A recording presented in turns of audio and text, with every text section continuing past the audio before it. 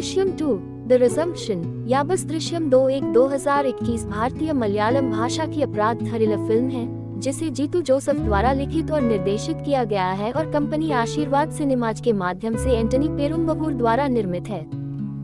उनकी 2013 की फिल्म दृश्यम की अगली कड़ी। फिल्म में मोहनलाल, मीना, अनसिबा हसन, एस्तेर अनिल हैं। कहानी दृश्यम की घटनाओं के 6 साल बाद होती है।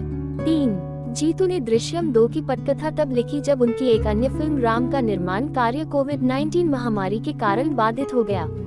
मोहनलाल के 60वें जन्मदिन 21 मई 2020 पर की गई औपचारिक घोषणा के बाद 3 मुख्य फोटोग्राफी 21 सितंबर को शुरू हुई और 6 नवंबर 2020 को समाप्त हुई, जबकि कोविड-19 के प्रसार को रोकने के लिए निर्धारित सुरक्षा सावधानियों का पालन किया गया।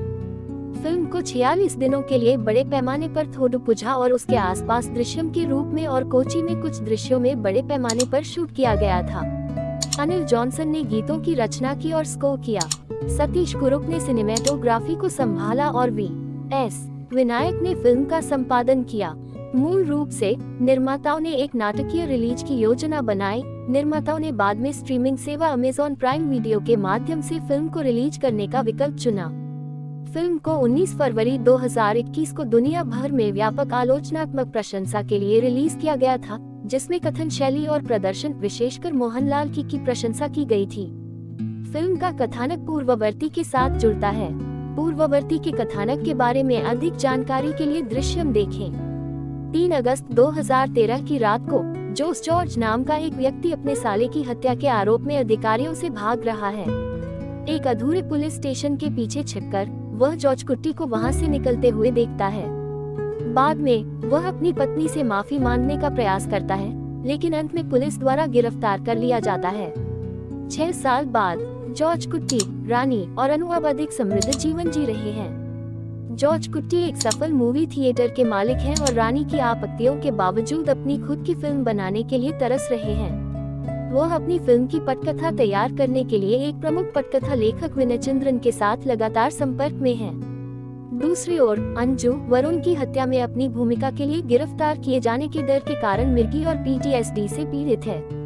रानी की नाराजगी के कारण कई स्थानीय लोगों ने अंजू के वरुण के साथ वेनेरियल कनेक्शन के बारे में अफवाहें फैलाने का सहारा लिया है।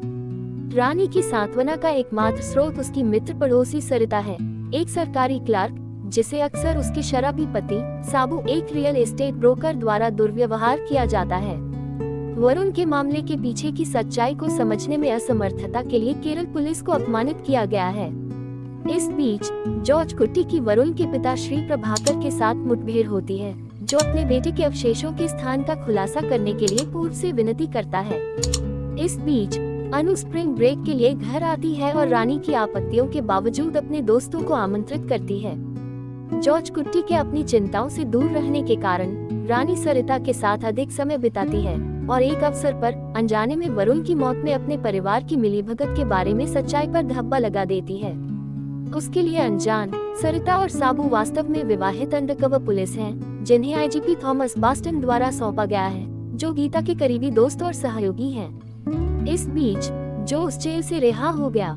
अपने अब बिछड़े हुए परिवार के साथ संशोधन करने के लिए संघर्ष करने के बाद वह रोजगार खोजने की कोशिश करता है। यह जानने के बाद कि जॉर्ज कुट्टी का मामला अभी भी चल रहा है, वह जॉर्ज कुट्टी की उस पुलिस स्टेशन में उपस्थिति को याद करता है जो निर्माणाधीन था।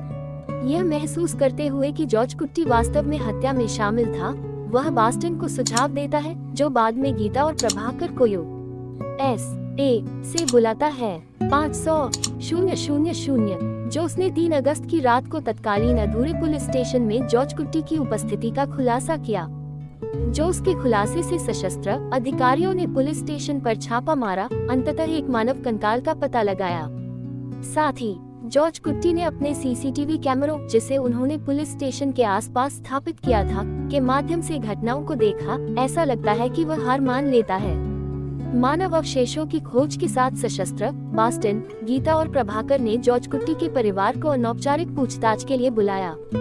जॉर्ज कुट्टी, रानी और अंजू अपनी एबी को बनाए रखने में कामयाब होते हैं। हालांकि गीता ने सरिता को रानी के पहले के कबूलनामे की एक आवाज रिकॉर्डिंग का खुलासा किया। पुलिस ने पहले परिवार के आवाज को खराब कर दिया था। परिवार को बेनकाब करने के बाद गीता अंजू से सवाल करती है, जिसके परिणामस्वरूप बाद में उसे एक और मिर्गी का दौरा पड़ता है। परेशान होकर जॉर्ज कुट्टी ने झूठा कबूल किया कि वह वरुण की हत्या में अपराधी था। पुलिस संतुष्ट होने पर परिवार को रिहा कर दिया जाता है और जॉर्ज कुट्टी को गिरफ्तार कर लिया जाता है। हालांकि गीता संतुष्ट नहीं है, क्योंकि वह मांग करती है कि जॉर्ज कुट्टी के परिवार को भी दंडित किया जाए। बाद में जॉर्ज कुट्टी पर वरुण की हत्या का मुकदमा चलाया जाता है।